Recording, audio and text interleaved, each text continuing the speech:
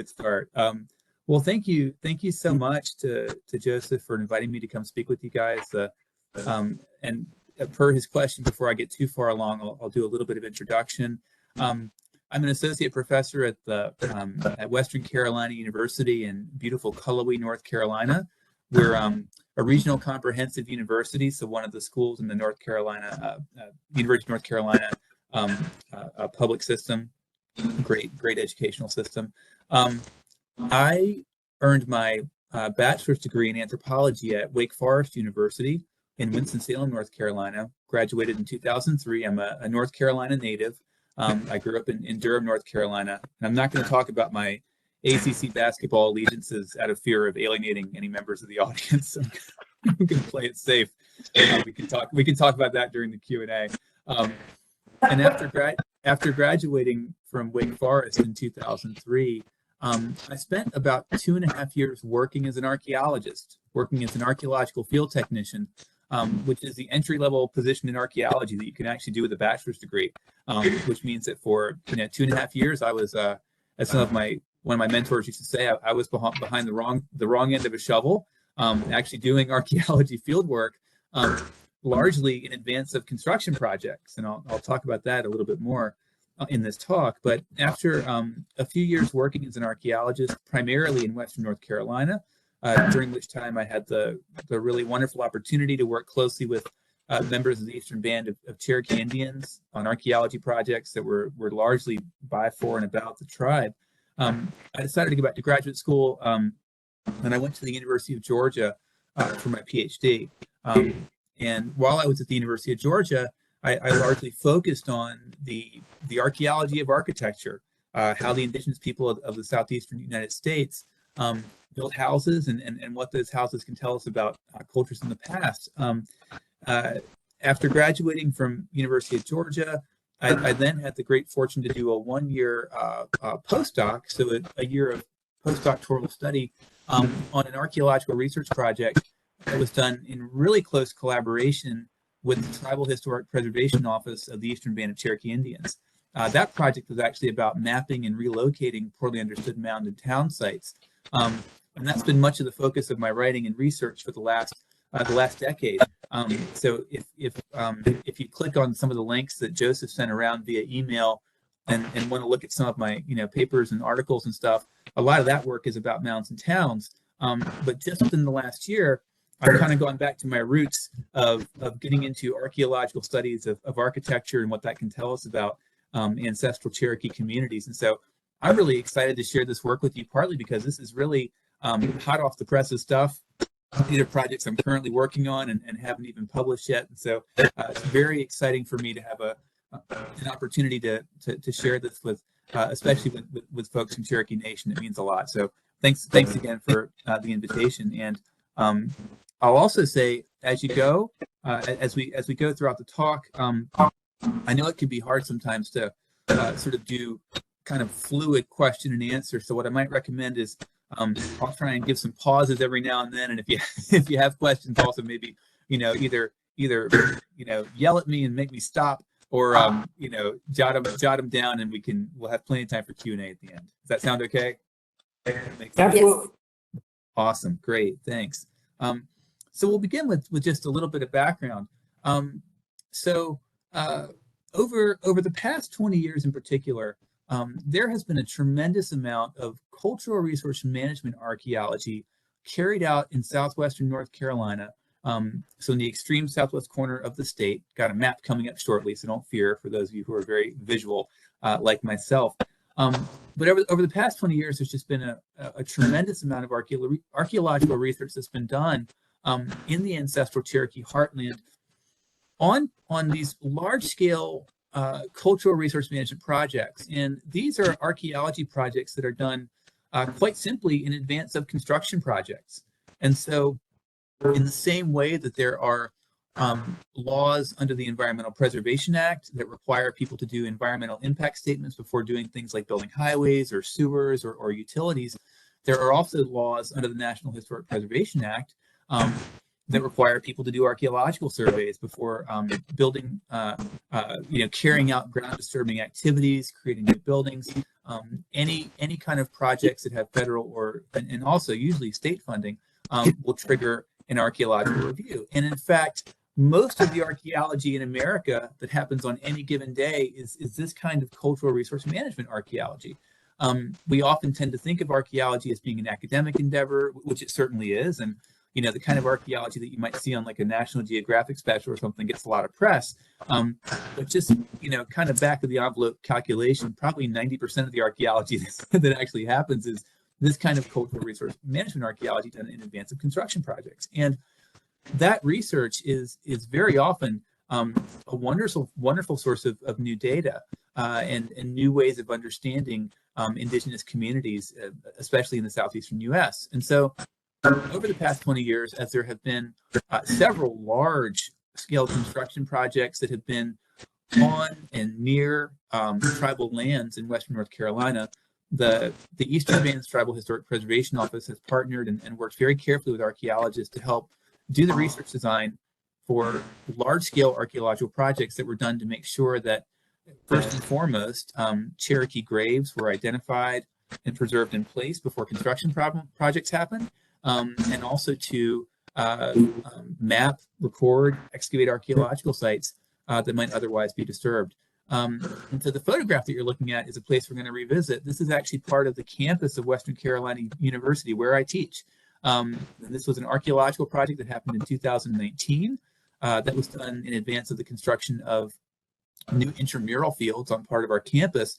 And I have some maps that are going to help us make sense of this picture coming up in this talk. But just to go ahead and kind of give away a punchline, this project back in 2019 revealed the remains of a palisaded village with about half a dozen well-preserved houses, you know, right there on our campus, just a couple feet below the ground surface of some intramural fields. And this is now a, you know, remarkable source of data about a previously unknown ancestral Cherokee community that we can now put into, you know, sort of our regional, you know, understanding of the archaeology of this really important place. So these are the kind of data that I'm going to talk about in my talk today, the results of these big research projects done in advance of construction. And I wanted to go ahead and kind of give you a model that's going to help us make sense of the kind of data and information I'll be talking about in our presentation today. So ancestral Cherokee people and really all the indigenous people of the southeastern United States have a long tradition of doing what sometimes is called post-in-ground construction.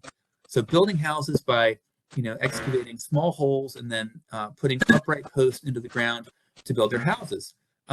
This is a great picture from, this is actually a master's thesis that a student did in 2005 at the University of Alabama, where the student, Cameron Lackamut, built a model of a flex-poled house. This is the kind of house that would have been built around, say, AD 1100, near the site of Moundville down in Alabama.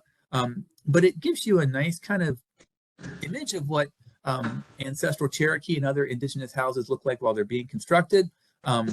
Folks would get in the case of small pole houses, flexible architecture, folks would kind of lay out the overall size of the house, excavate holes for the post, set them in the ground, and then begin to sort of weave them into a shape there. And as an archaeologist, when you're doing field work in the Southeast, what we can see in the ground after we remove the plow zone and disturbed soils and get down to the B horizon soil, where we can see stains that have been left in the ground, we can see the post pattern, the footprint of houses like this. And so we're going to be looking at a lot of footprints of houses in this talk, but I wanted to go ahead and give you kind of a you know, more three-dimensional view to give you a sense of what we're going to be looking at today.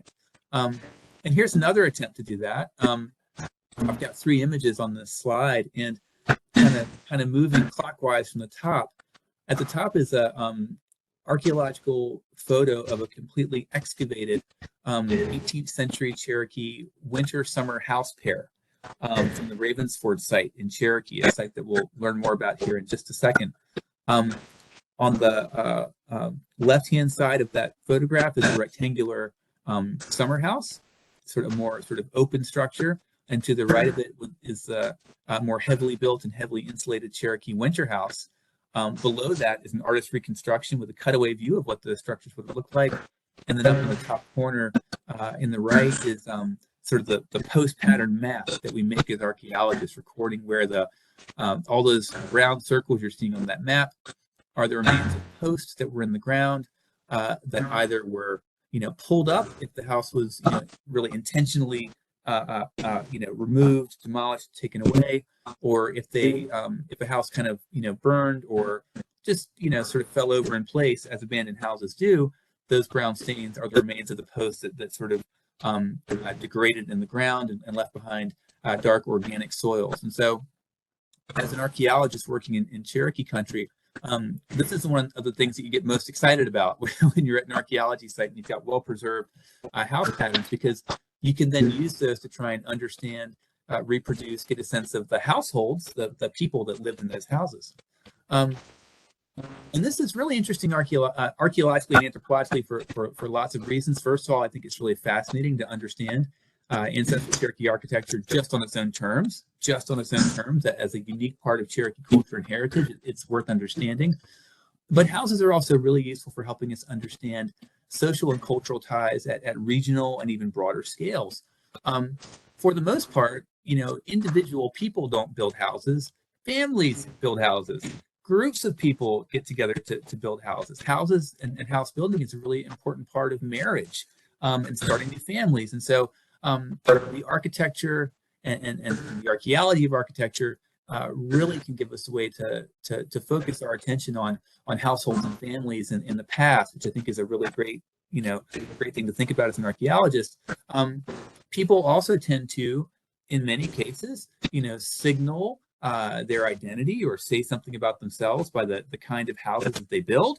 And so looking at variation in houses, how similar or different houses look across a landscape can be really helpful for getting us to understand social relationships and social and cultural networks in the past.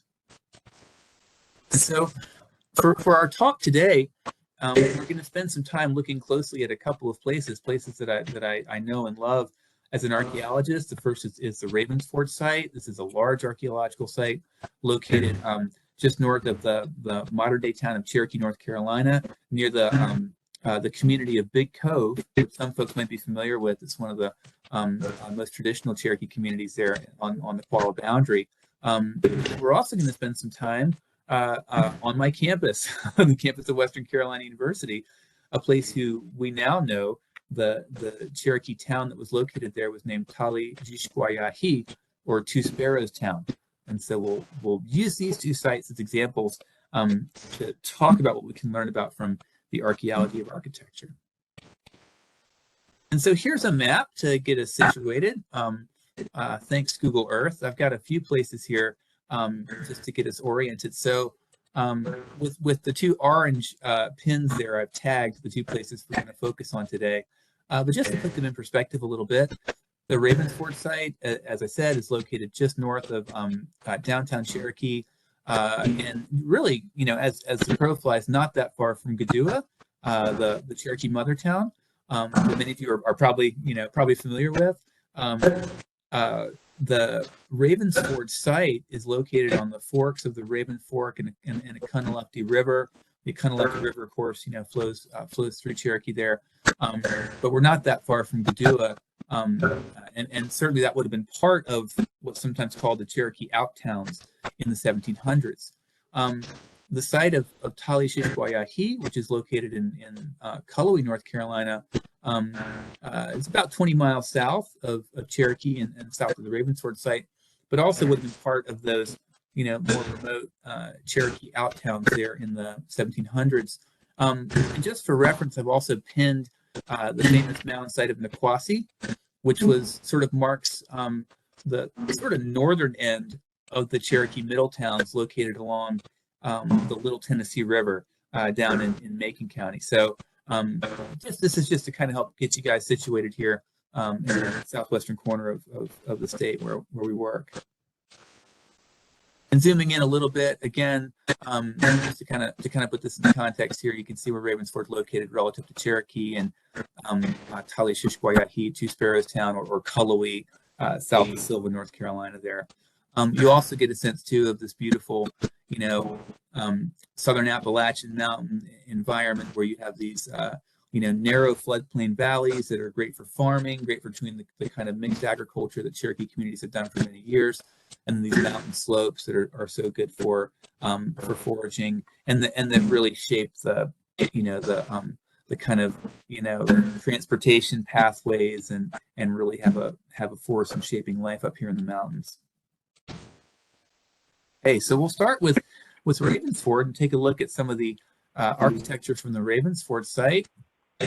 Zooming in here, this is a current overhead view of Ravensford. This archaeological site was excavated because it was going to be the location for a new Cherokee K through 12 school complex. Construction there was actually completed around 2009, but I still think of it as the new Cherokee school because I've worked up here long enough to remember the old one. And you can get a sense from this photograph of, it's part of this big, beautiful floodplain. You can see the Ravensfork River on the western side of the school complex, the site there, and to the west or to the left of that, where you can kind of see like the Mountain Farm Museum located. That's the entrance to the Great Smoky Mountains National Park. So if any of you have been here before to the Great Smoky Mountains, that's like the visitor center on the North Carolina side of the mountains. Huge, beautiful open floodplain, would have been a great place for farming. And then you can get a sense of how close it is to Cherokee, just down the Kahnawake River there. And if you keep going north, you can kind of follow the Ravensfork River and see a road that heads up north out of the site that takes you up toward Big Cove, that Eastern Band Cherokee community. This is an in-progress photograph of the excavations at Ravensford. I think this picture was taken around 2004, 2005, and I think I told the same joke at the Trail of Tears Association, but I'm gonna say it again. You can tell this picture is a kind of artifact because the students aren't all doing this. They're not like all looking at their phones. They're like actually, or doing this, like taking selfies. They're now, some of them are clearly distracted and looking off in the middle distance, and that's okay. That's fine. But some of them are actually paying attention. and what really struck me working out there at Ravensford was just how interested people were in houses. And what you're seeing in this photograph on the ground are the remains of a burned 18th century Cherokee house, a winter house, probably dates to around 1740. You can make out 1/4 of the house is being very carefully excavated by the archaeologists there. You can see a lot of dark, kind of blackish brown staining. That's charcoal from the roof beams and the wall beams that burned and collapsed. You can make out some kind of red fired soil. Those are daub, so clay walls that collapsed inside the house. And the students who were there are members of the AP history class from Cherokee High School who'd come out to visit. And so this was really, really neat because, these students really were quite interested in what we were doing out there. They asked a lot of really good questions. I remember one of the students there was asking me to see like how many people would live in this house. They were really trying to get a sense of like how big this was. And the short answer is probably, maybe as many as 8 or 10, maybe as few as 6. So probably nuclear family plus relative, maybe extended family. And of course, also I would have been like 23, 24 when I was working out there. And even at that tender age, I really understood that this was really something special, that we were working so closely with the Cherokee community on this archaeology site. And Russ Townsend, the tribal historic preservation officer who really oversaw, so much of the research design for this project. At one point, I remember him speaking with not this particular group, but another school group of Cherokee students, and he made the point, like, if you think about the Cherokee clan system and think about there being 7 clans, there's probably like at least a 1 in 7 chance the person that built that house is related to you through the clan system. It was very real. It was very real for these students. This was not abstract.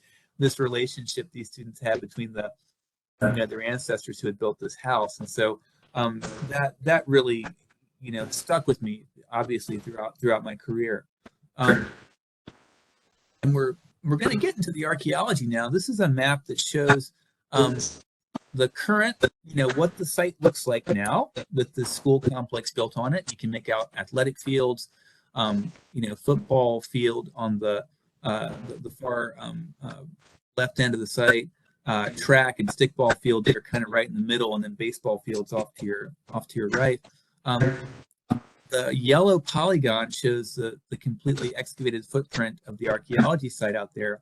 Then, can you guys make out all those red polygons, all those little red blobs that are in the Yes. yeah, those are houses.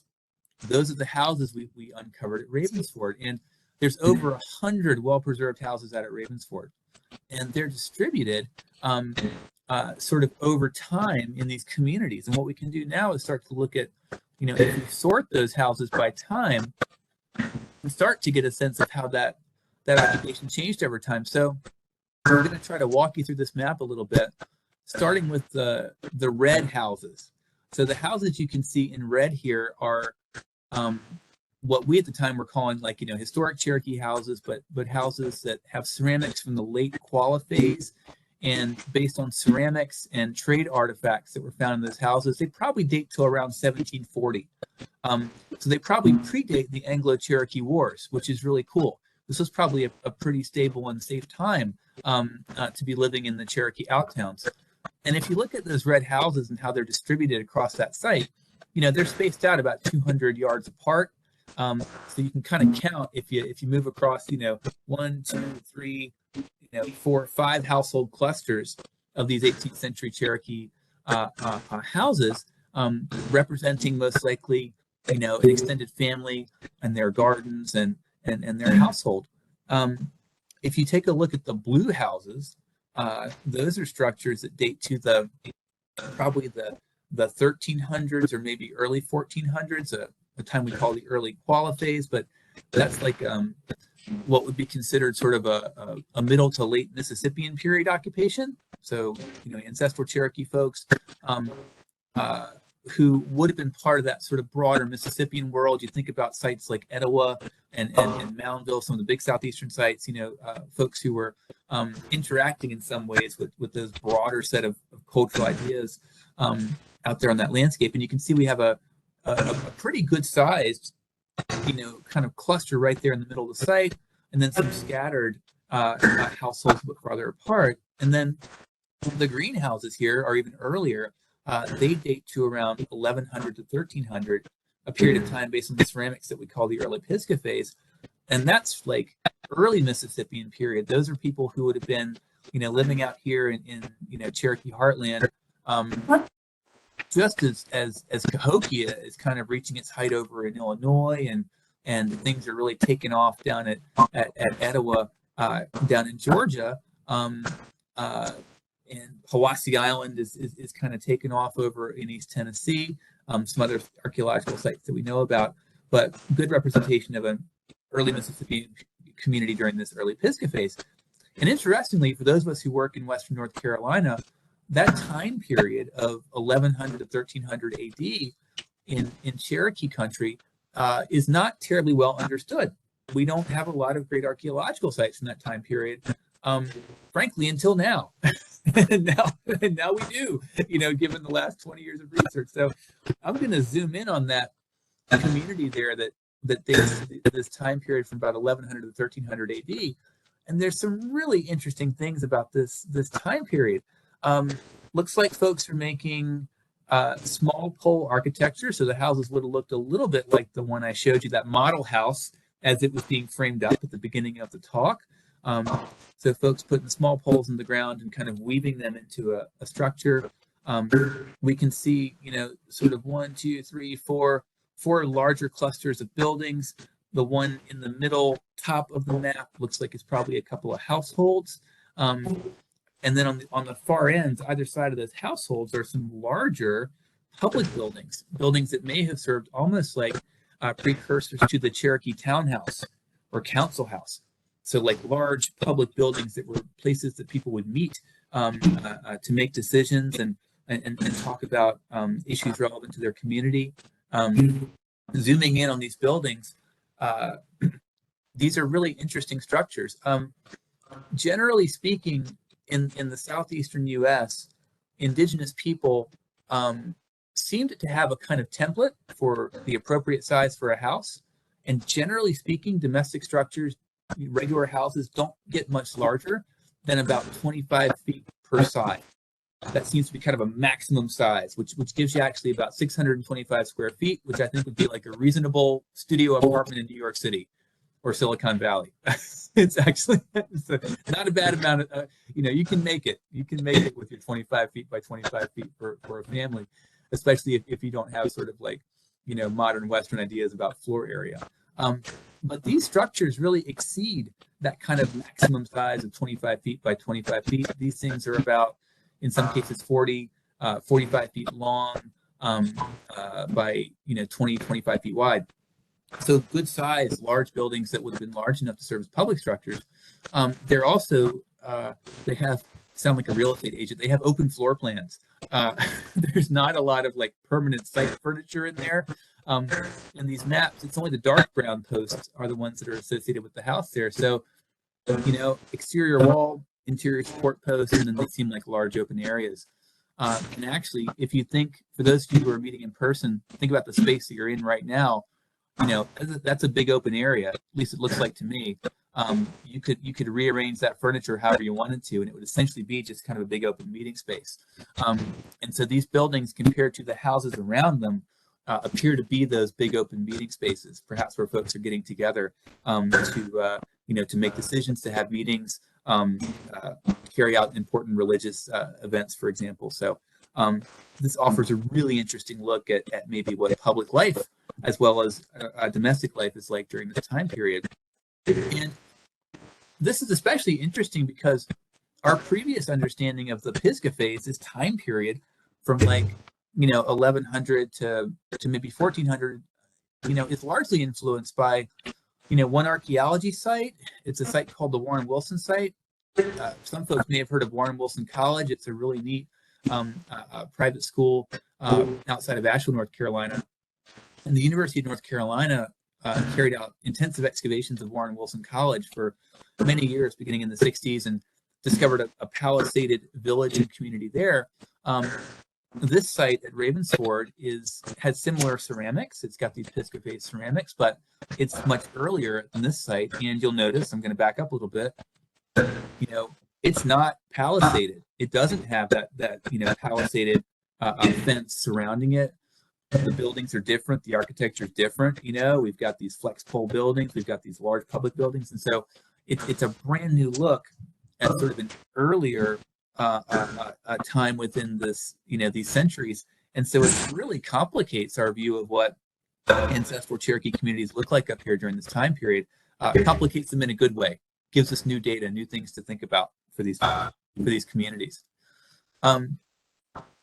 What I'll do now is talk about architecture from a couple of archaeological sites on the campus where I teach at Western Carolina.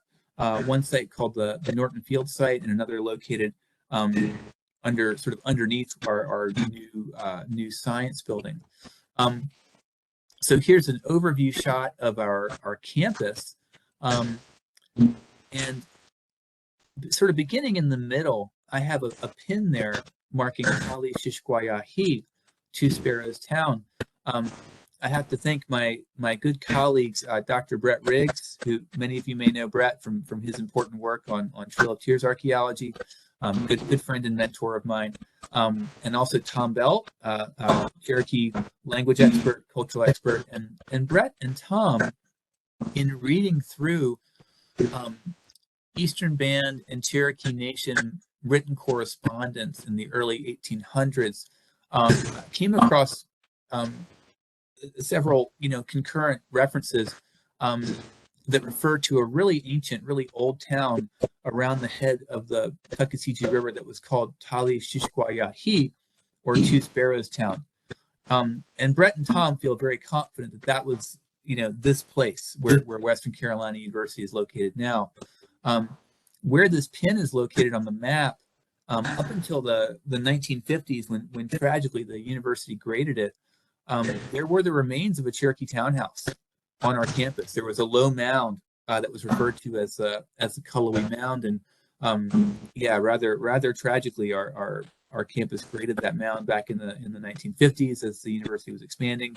It's a thing that would never happen now. It's a thing that happened before the National Historic Preservation Act was passed, and obviously was an act of desecration.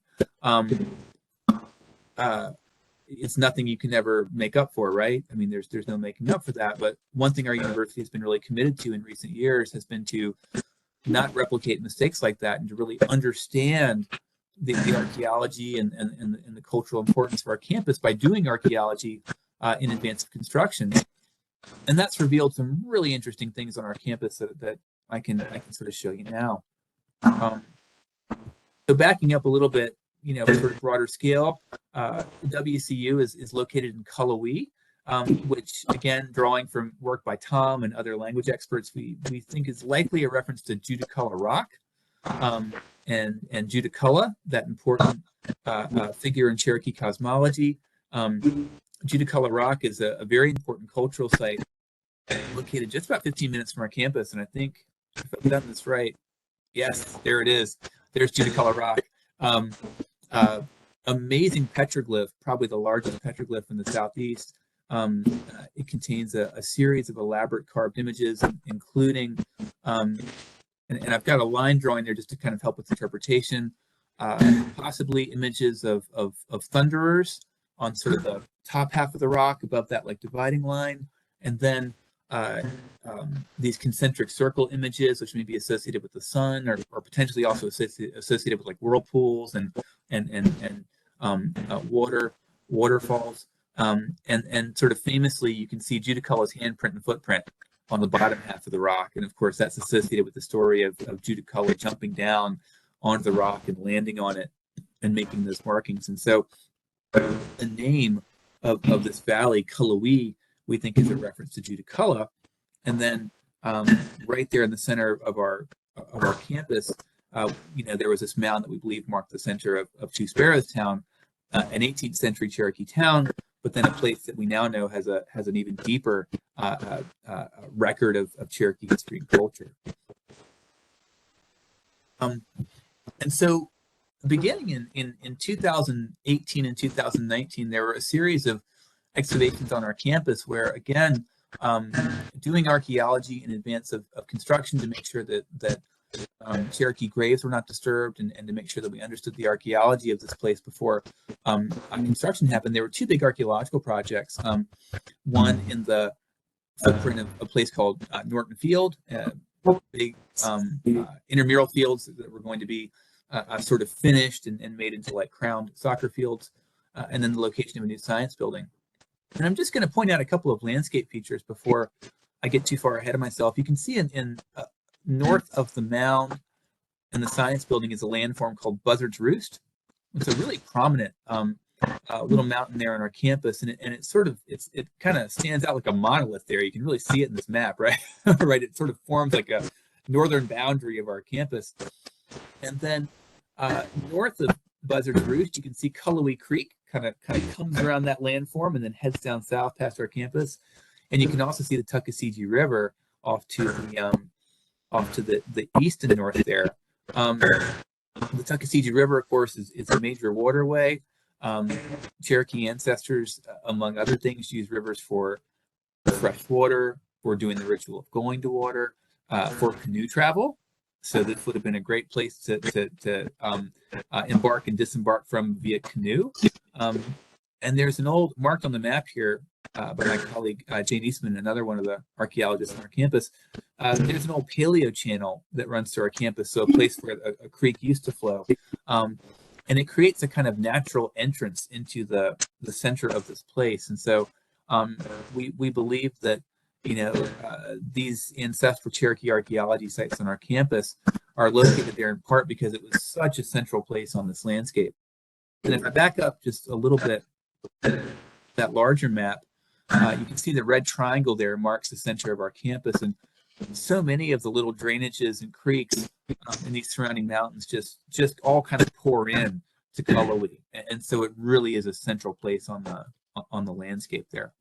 Um, so we'll start with the Norton Field site. So this is that big set of intramural fields on the north side of our campus. This is a place that was going to be, subjected to ground disturbance by, sort of piling up fill dirt and doing some grading to build a set of formal athletic fields. And so the land use out there had been relatively low intensity. It had been used for farming. It had been a driving range for a while, so just folks hitting golf balls. And then it was like a disc golf course. And so that's all good news for archaeology because none of that involves a whole lot of deep digging or grading. And so we understood that it might have a lot of potential for containing, evidence of Cherokee occupation. So in 2019, I actually took a field school out there, one of our summer field school, to do some very careful, limited excavations out there on that site, just to determine if there were the possibility of finding things like houses, or if there's a potential of encountering intact ancestral Cherokee graves to be protected. And indeed, we carried out a systematic grade of shovel tests and found there was intact soil, and then carried out some very limited excavations and discovered that indeed, just about 2 or 3 feet below some plowed soil and maybe a little bit of fill dirt, we had intact soils, and already could start to see the remains of post holes and other evidence of ancestral Cherokee occupation. If you look at the right side picture there with the happy smiling students over the rectangular pit, can you guys see there's like those big pieces of stone material lying on the ground in that excavation unit? There's like a big piece in front of the student leaning forward in the ball cap there. There's like a really nice piece of quartz on the floor of that excavation unit. Those are late archaic tool debris. Those are big flakes in the late archaic period. Date to around 2500 BC, just like lying intact on that ground surface there. And there are also, if you've got really sharp eyes, you can maybe, I don't know how the light is in that room, but maybe see some small circular stains in the ground there. Those are post holes.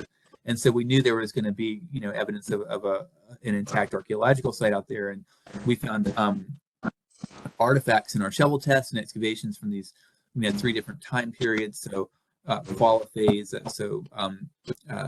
ancestral Cherokee occupation within the last few centuries, that older Pisgah phase I talked about, and then even earlier evidence from when this place was being used by ancestors of Cherokee who were mostly foraging to make a living, and probably using that place as a kind of large seasonal base camp for foraging.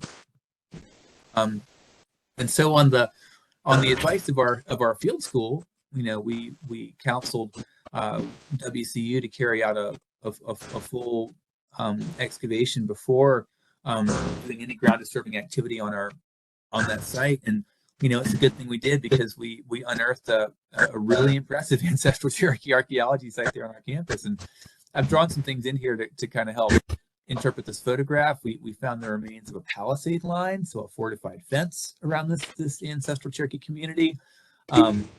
That dates to around 1200 AD. And inside that palisade, so toward the bottom of the picture, we found houses, Pisgah phase houses from around 1100, 1200 that were part of that palisaded community. And then from later in time outside of that, Cherokee houses from the 1700s. So really, really impressive archaeological site that was very carefully excavated.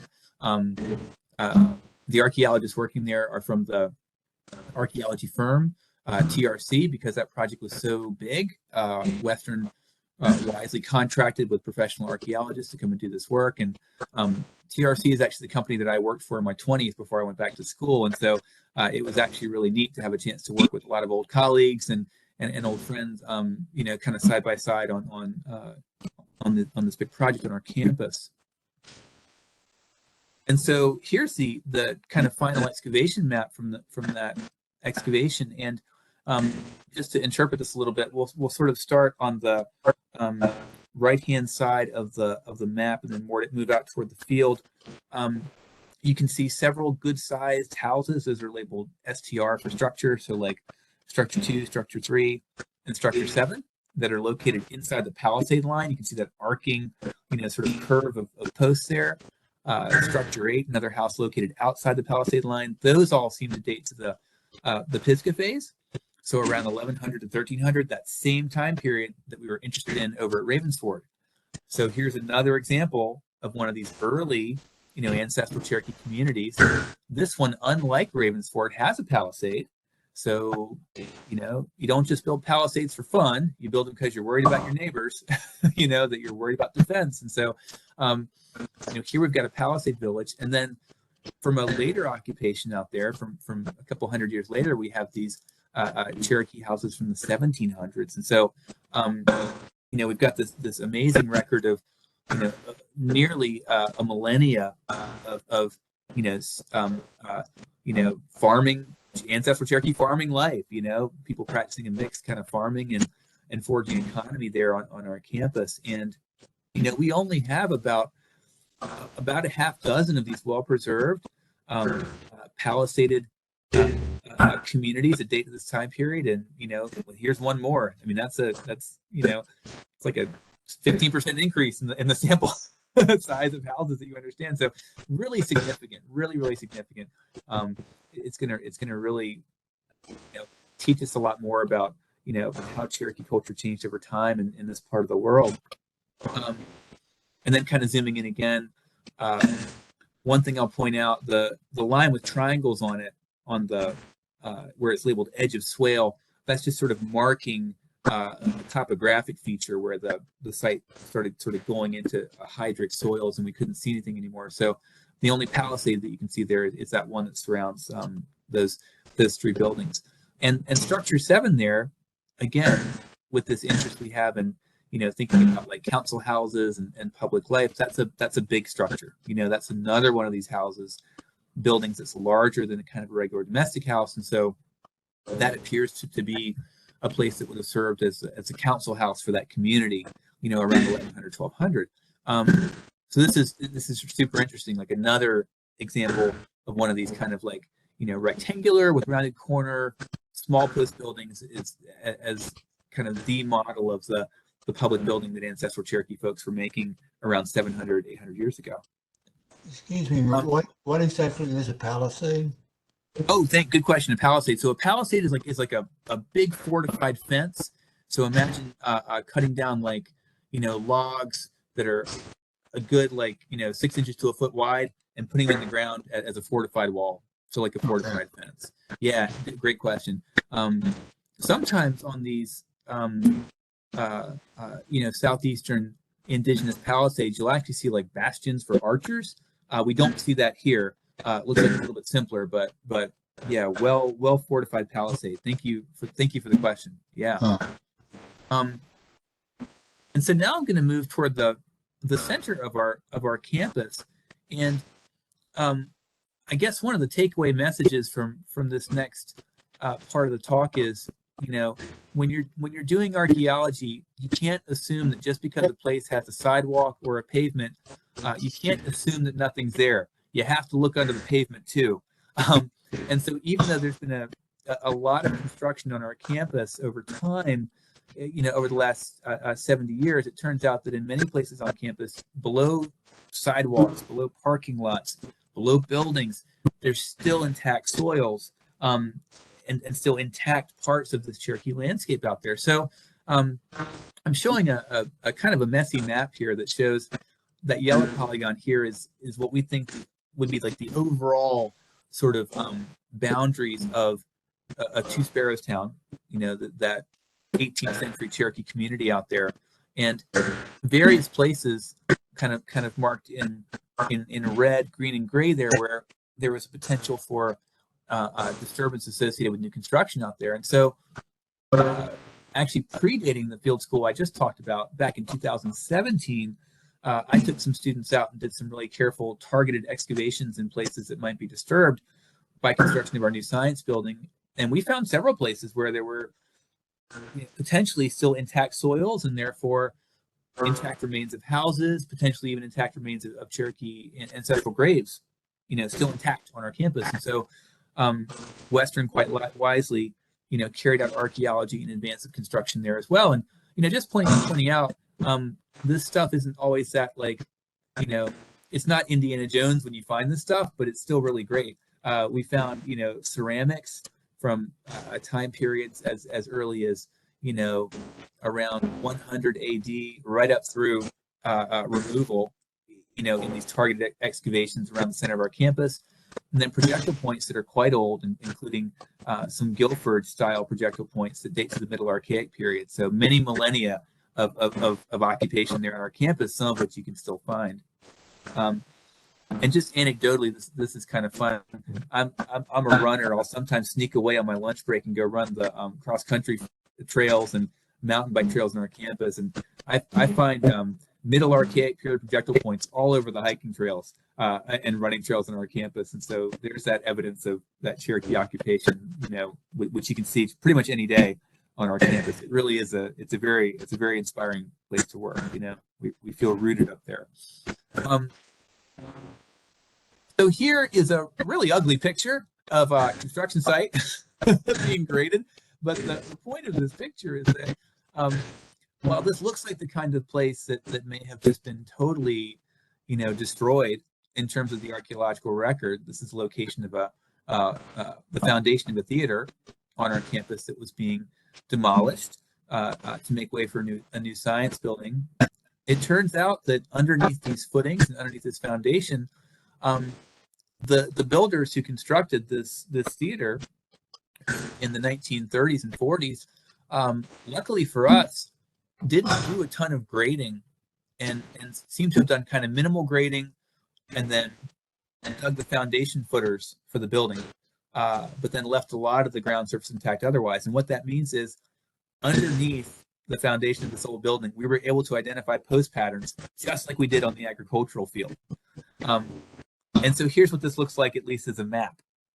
A little not as easy to sort out as the map that I showed you from Ravensford and the Norton Field site, but underneath the footprint of this old theater building, a couple feet below the ground, were many places where the subsoil was intact and we were able to identify the post patterns of buildings. And so in blue here, we've kind of highlighted them to make it easier to see. There were two complete these kind of like oval-shaped public buildings, just like the one we had, Structure 7 over at Norton Field, similar to the ones out at Ravensford, again dating to this time period, 1100 or 1200 AD. And then a third one that we couldn't quite get. We'd sort of lost some of that house to grading. And then a series of black post holes that we're still kind of sorting out. Maybe even like a palisade line over here. Probably another domestic structure near those big blue public structures that we just haven't quite sorted out yet.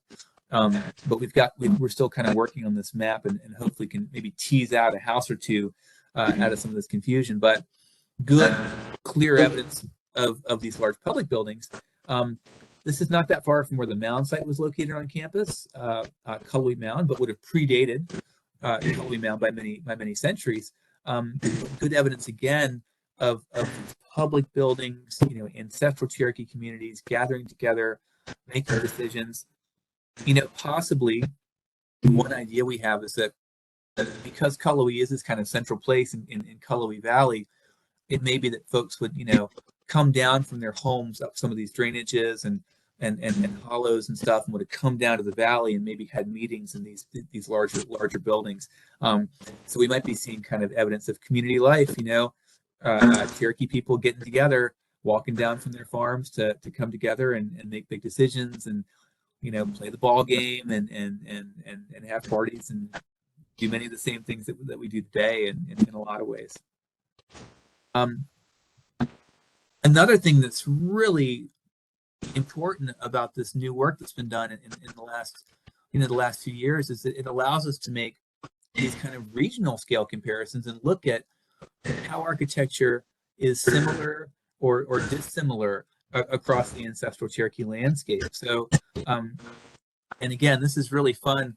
You guys are getting a chance to see what it looks like when an archaeologist is in like early drafts of just trying to understand a problem. This is like, I guess this looks almost like a CSI conspiracy theory board. So I apologize for that. But I'm just trying to sort of like on the landscape kind of map out, these regional similarities and differences in houses. So I've got some triangles here showing archaeological sites. So if we start with Cherokee, I've got those big public buildings that we have out at the Ravensford site, and if you look down below that at Norton Field from our site on campus, you can see different alignment, but a similar kind of architecture.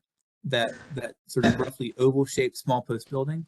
To the right of that is a large Pisgah phase public building that was excavated actually on the site of the Biltmore estate. Just out of curiosity, have folks ever heard of the Biltmore estate before? It's like the Vanderbilt, famous house there. So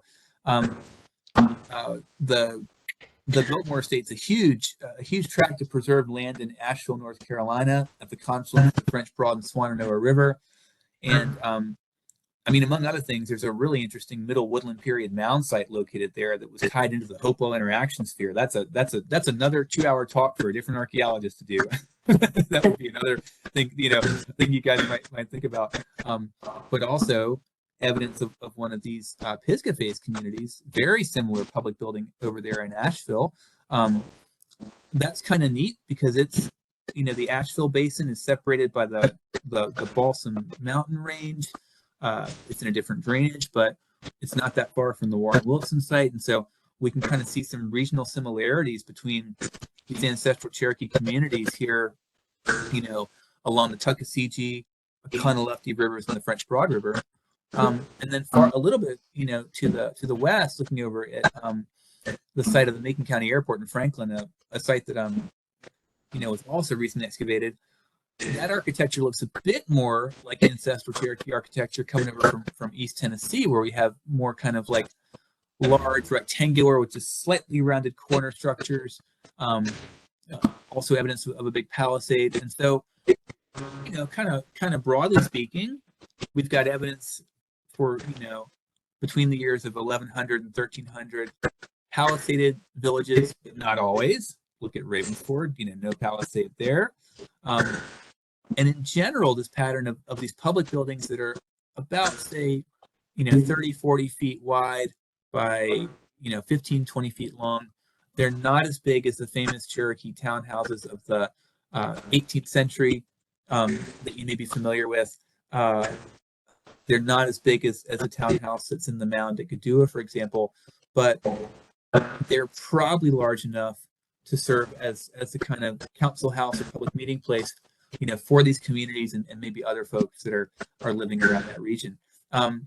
That would suggest, among other things, probably a lot of autonomy, a lot of independence and freedom for each of these individual towns. If they've kind of all got their own public building, that suggests they're maybe getting together on their own to make decisions, as opposed to being integrated at kind of a bigger scale. So again, this is really new material. I'm still kind of thinking about it, figuring it out, tying it into to other research, and really a lot of fun to kind of share these ideas with you guys, and also see what you think.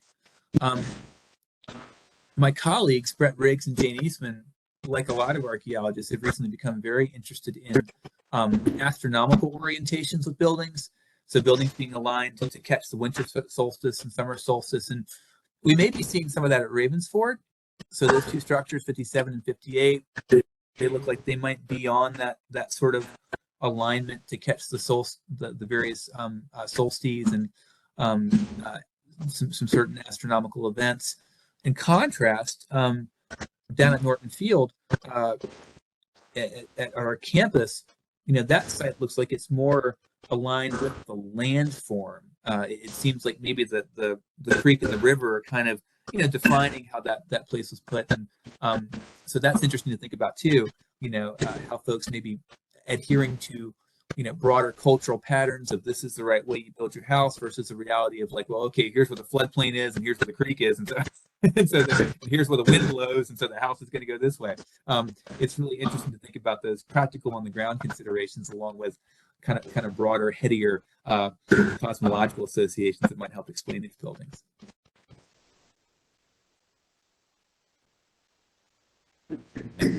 And so, trying to think about what this stuff means, why is this important?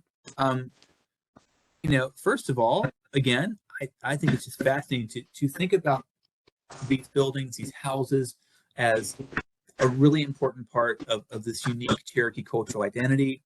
They provide insight, long term into Cherokee culture. And then it's interesting to think about, how they can help us understand, broader relationships with other communities. Archaeologists in the Southeast, and I think many folks would say this for a long time, thought about Mississippian culture in a much too monolithic way, and didn't really recognize all the remarkable cultural diversity that we see during the Mississippian period. And this is one way to get at it, looking at these households and how they're particular to their region is a great way to get at that. I think this is really good evidence for maybe early decision making by councils and clans and lineages. So if anybody there is kind of interested in poli-sci, political science, like doing political science in the past, thinking about how communities make decisions, I think these houses can help us get at that. And then it's also very important that we use this new information and really immediately start doing it and thinking about how we can use it for public outreach and interpretation. And I'll just say again, it is just such a pleasure, to speak with folks from Cherokee Nation about this. It really is great to have a chance to share this information directly with members of a Cherokee community, and then thinking more broadly about how we can use this information. This is sort of like classically how we've kind of shared out and tried to interpret these houses.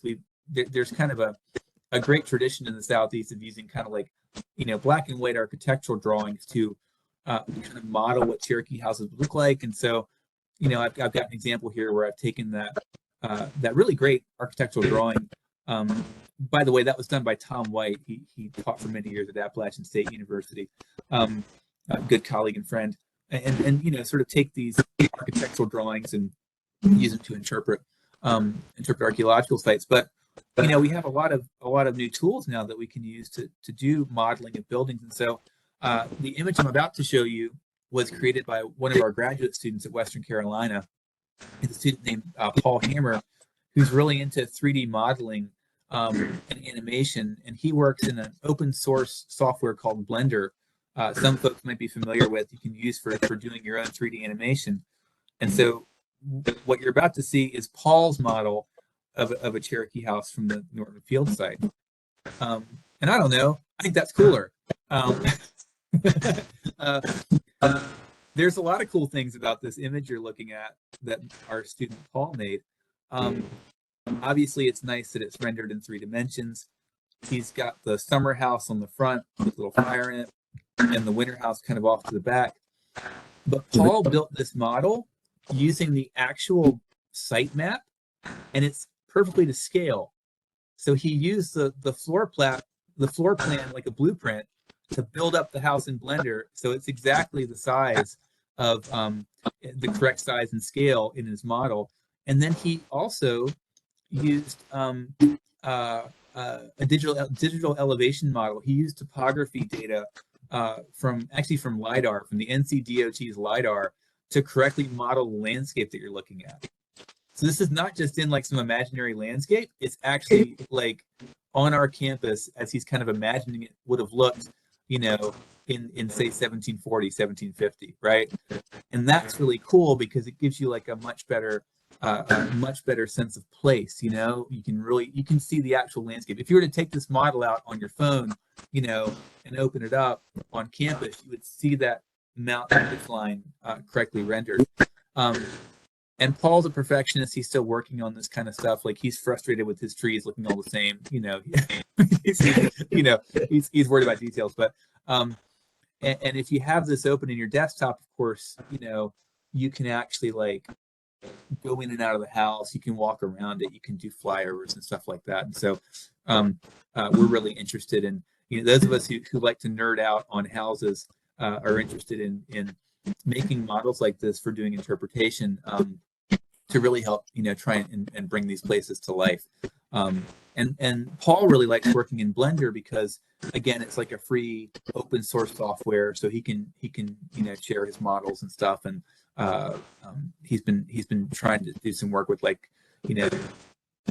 connections there regionally in Western North Carolina.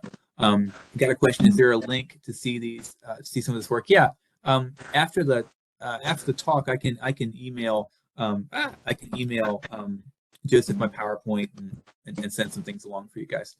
And then kind of winding down here a little bit, and we'll have time for Q&A. Another really important part of public outreach and interpretation that we've been doing at Western is really trying to just help our students and help our campus community understand this incredible cultural heritage that is still alive and vibrant on our campus. And so I've got a series of photographs here from things we've done at WCU in the last few years that in many ways have really been tied in with Cherokee studies and history and anthropology and archaeology. So a few years back, while our former chancellor, David Belcher, was still with us, and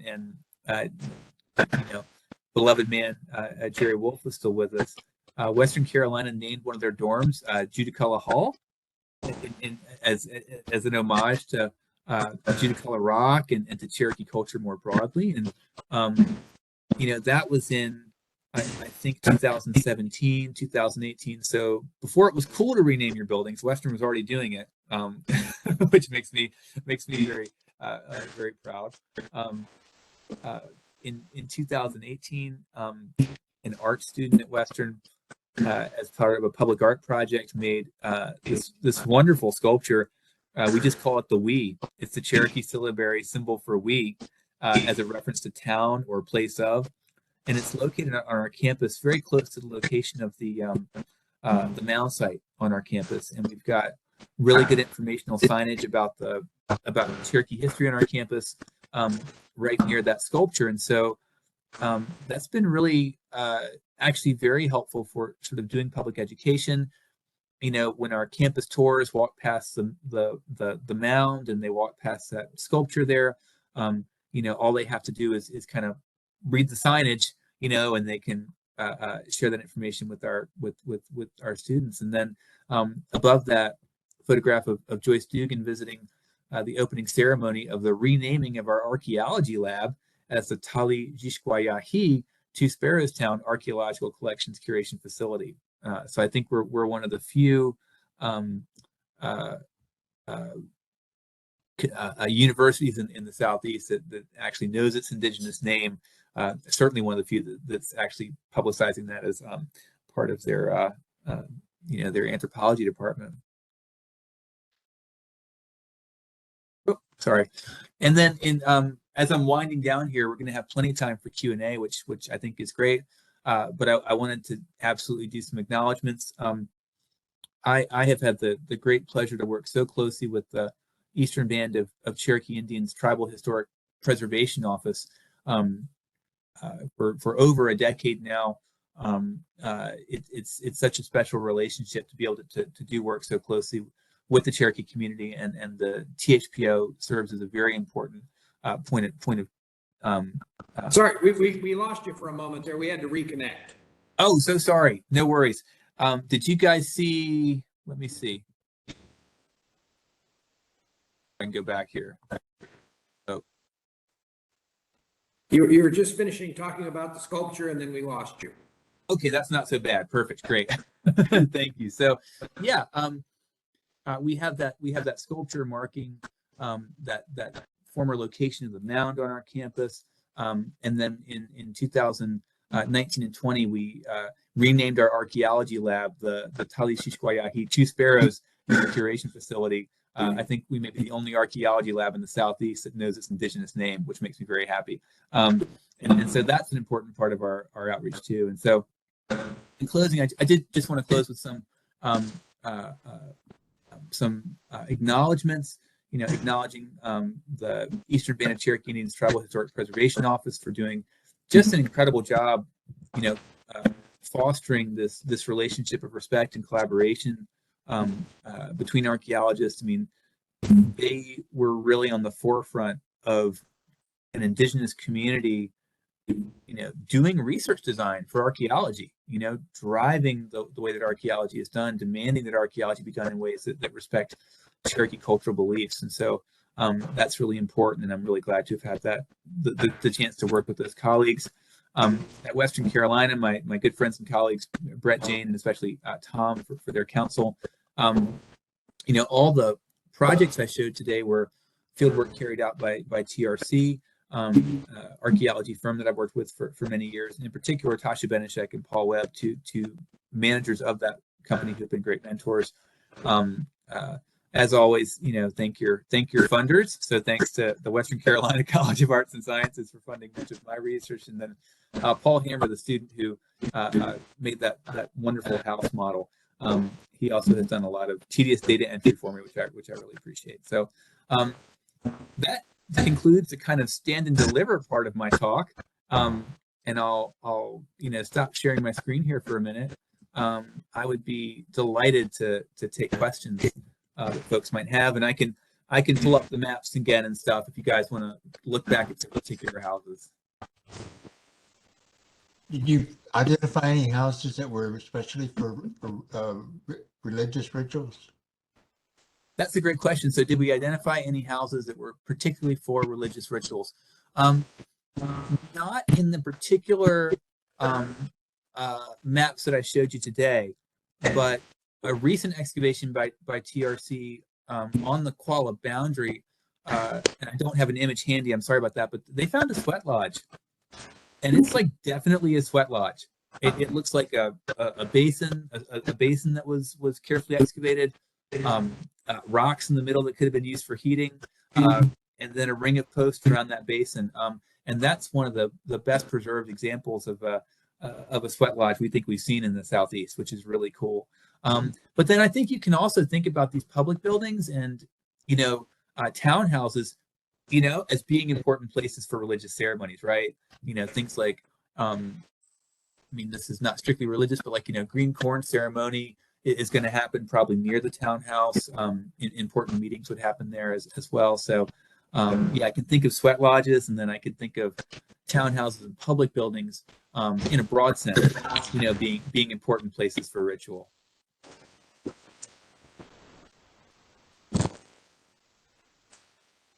Okay. I've got two kind of unrelated questions. Speak up, please. One, two questions. One, how do they deal with sanitation? Do you have evidence of outhouses and trash disposal and that kind of thing? And the second question is, what evidence do you have for the archaic period before 1100, for the 2,000 years before that? We know that natives have been there for thousands of years, so. That's a really great question about sanitation, and we don't tend to see evidence for things like latrines on ancestral sites in the Southeast. My feeling is there's probably some particular places on the site that are used for that are probably frankly just kind of getting lost, like in Midden, are kind of getting lost in kind of broader occupation. That's a really good question. I'm gonna look that up. That's sort of embarrassing that I can't answer that. That's a really good question. So so thank you for that. But my sense is a lot of that is probably just the old that old rule, like don't use a bathroom where you eat, right? Like make sure you're at a good sanitary distance. So but I'm gonna look that up and see if I can get a more satisfying answer.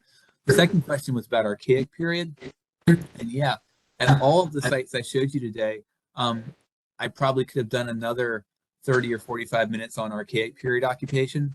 And so we've got early archaic at all these sites. To go ahead and like go for it, there's a little bit of Clovis occupation in some of these archaeological sites. We've got at least one pretty well-defined Clovis site in Macon County at the Apple Tree Campground site.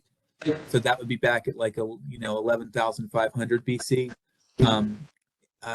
a ton of late archaic occupation. So around like 3000, BC, 2500 BC, these valleys are just filling up with people, to the point that, as a general rule of thumb, I get like a lot of emails from folks who want to show me pictures of rocks, which is cool. I'm cool with that. Happy to do it.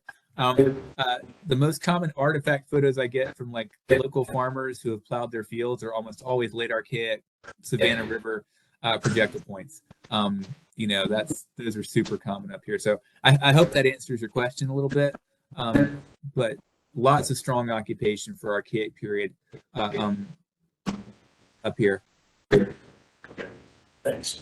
Have you ever published anything on that, or have something that we could share to read up on that?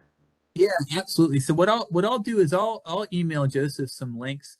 I'm not sort of a scholar of the archaic period, but there's a lot of good folks who are. There's some good scholarship on that. Just to go ahead and give you a quick reference, the University of North Carolina's Research Laboratories of Archaeology, so the UNCRLA, they've got a really good public-facing public archaeology website that has nice summaries for like region and time period. So if you just Google like UNCRLA, it'll take you a minute, and I'll send you the links, but you can kind of find it. And they've got some great, if you want like, middle archaic for Southern Appalachian Mountains, you can look it up and it'll give you some references. That's great. Thank you. Okay. Everybody looks like they need more caffeine. I've got some questions. Please. I'll try to speak up. Can you hear me okay? Good, thank you. What material was used on the outside of the flex pole woven structures? Yeah, that's a really, really good question. And there's a variety of theories, and there's probably some variation on what was used as like roofing and wall material on flex pole structures. A good one is probably bark, probably like, large sheets of things like birch bark would have been, like a really good thing. There's also some folks who think that cane, possibly cane, and some thatch from like dried reeds would have been a good option. That's sort of what they used at that reconstructed house they did at Mountville, was almost like kind of making a thatch out of like dried cane and some things. But I think based on a lot of the ethnohistoric data, written records from the 1500s and 1700s in particular, that very often big sheets of bark, were really like your go-to there. I don't like to plug my own stuff, but the book that I've written, Archaeology of Houses and Households in the Native Southeast, it's 2017 with Alabama Press. I think it's the third chapter in there, has a lot on building materials. And then there's another really great edited volume called Architectural Variability in the Southeast. That's also Alabama Press. And there's a couple of chapters in there that are really like much more materials focused, which is a lot of fun, and have some good summaries of different kind of materials that folks use to build these houses.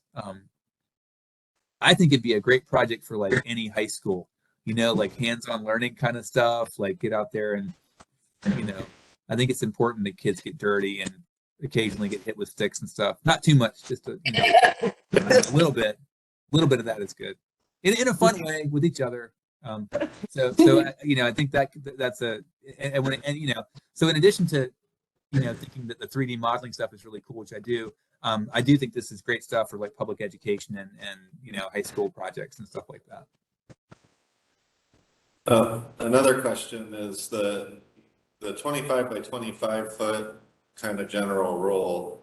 Does that have to do more with the ability to span? That's the distance that could be spanned with those materials? Yeah, so that's a really great question, and it's one that I've thought about quite a bit. So I'm going to share my screen again here for just a minute,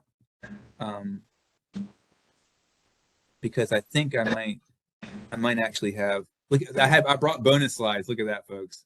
There we go. And I want to get to a Oh, these are good Instagram. slides. Okay.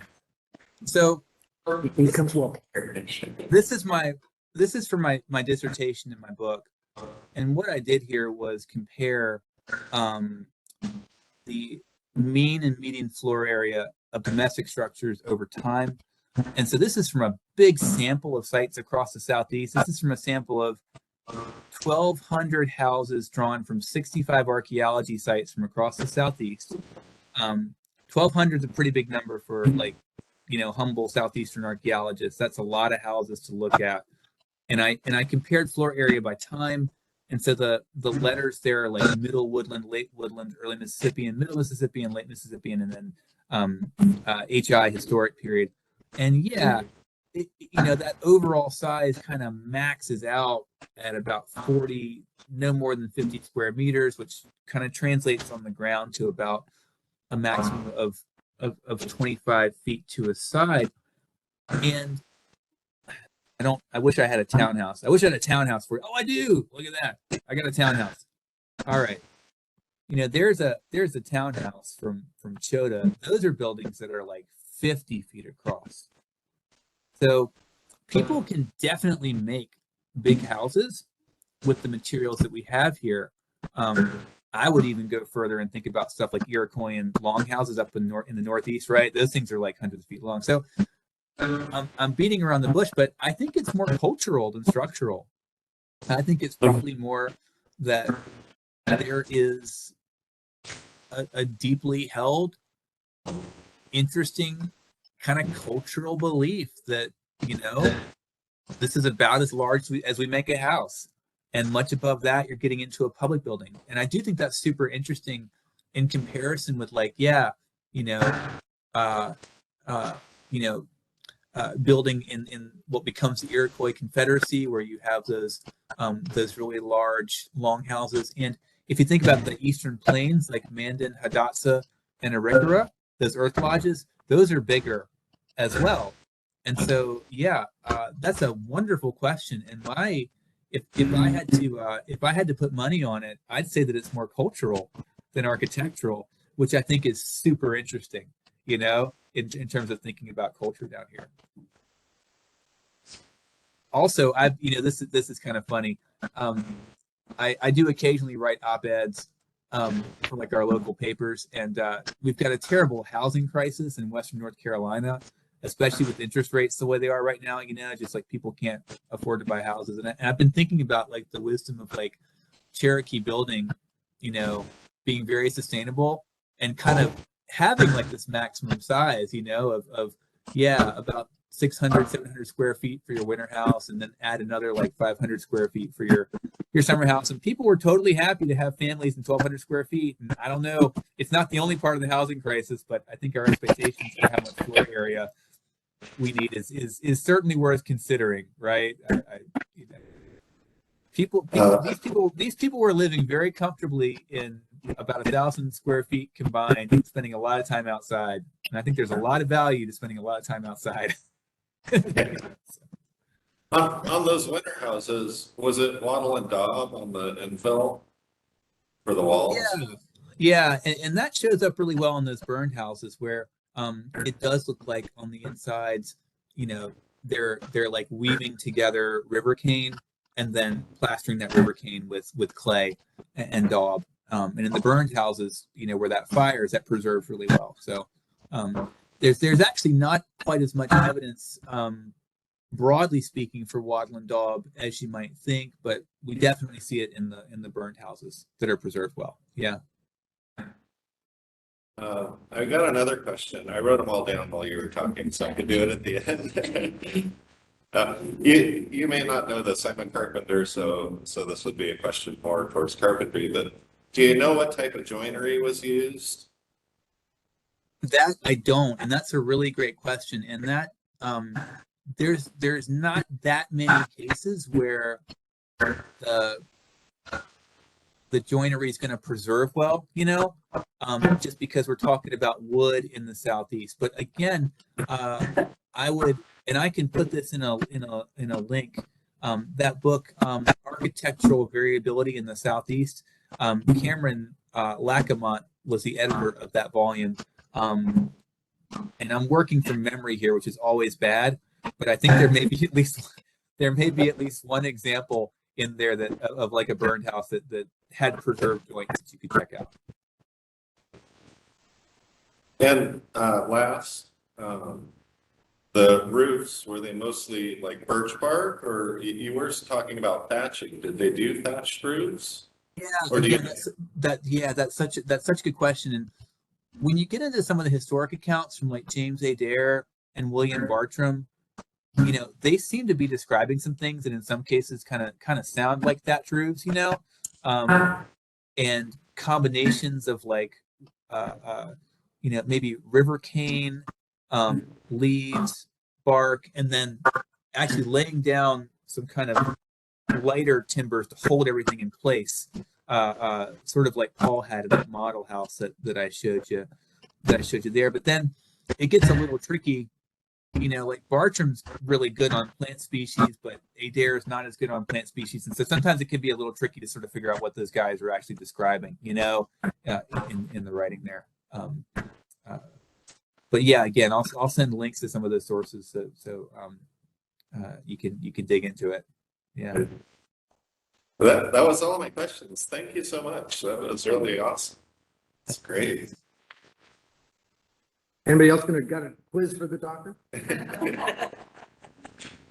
So one, I've been trying to find a copy of your book to borrow. Is there a loaning library that'll mail it out west? Oh, man, that's a great question. But you know what, Joseph, was that you? Yeah, that's me. Okay, I'll send you a copy, man. I've got some extras. I'll send you one, and you can have it. Appreciate that. Yeah, no problem. Makes sense. Yeah, but trying to find a copy's been a bit iffy at best. I'll tell University of Alabama Press they got to work on their West Coast distribution. So. Yeah. Well, Dr. Steere, I greatly appreciate your time, your patience, and your sharing with us. Wado. Yeah, Wado, thank you so much. Like I said, I mean, I think it's really important that you know, academics leave the ivory tower and you know, talk about our work in particular with descendant communities. It's been such a pleasure speaking with you guys, and I can sort of hear the sounds of my children going off the rails in the background. So I won't do it right. I won't do it right this minute, but I will put together an email for Joseph with some sources and some links that you guys can share around.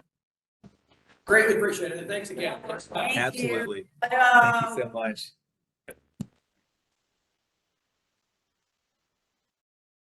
Ski.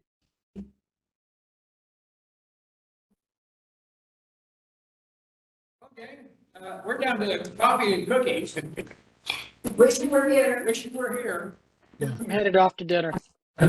Oh, that's right. You're East Coast too. Yep, I'm East Coast. It's definitely dinner time. It's good to see people. Good to see you.